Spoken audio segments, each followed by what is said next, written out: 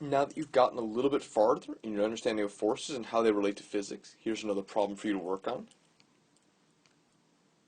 For this problem, add together the three following forces, and you should probably use both the parallelogram method to get an idea of what it's going to look like, as well as add together it numerically. And if you haven't seen this notation before, the x hat and the y hat just means in the x direction and in the y direction.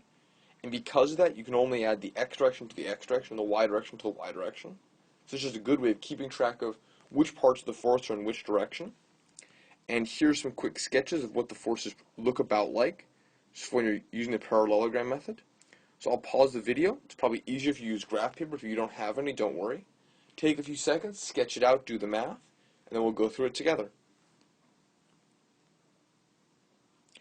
Okay, hopefully you all had some idea of what was going on there.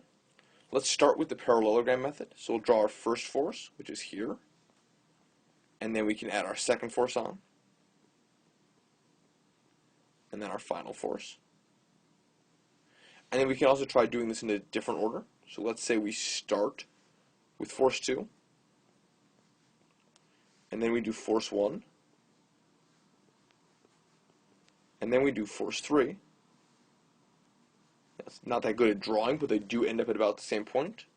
And if you look, if we drew a line from one to the other, our new sum of forces vector looks about like this. And since I don't have graph paper, I couldn't do that exactly. If you have any graph paper, you can go through and make sure to do it exactly. It should all line up. And the one mistake to avoid making is you always have to make sure to go tip to tail. Don't do tip to tip or tail to tail, like I showed you in the last video. And other than that, hopefully you all have an idea of how we got that vector. Now going back to the actual numbers, now we should take a chance to try to add these numerically, actually do the math. So since we have to add this together, but we can't add the x hat vectors to the y hat vectors, let's first add the x's and then the y's.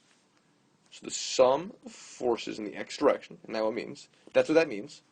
This strange sigma, that's sum of, and then the little x just means in the x direction. So the sum of forces in the x direction is 3 minus 2 plus 2. And we just add all those together, and we end up with 3x hat. And the sum of forces in the y direction, that's just simply 4 plus 1 plus 2, which is 7. And sketching this out, this is going to go over 3 and up 7, because that's what 3x hat and 7y hat means. Then we can draw out our actual vector, which is going to look a bit like that.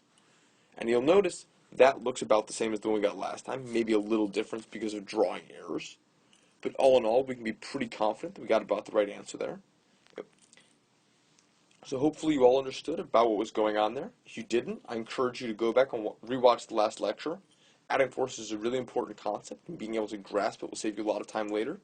If you got this, you're ready to move on to the next lecture.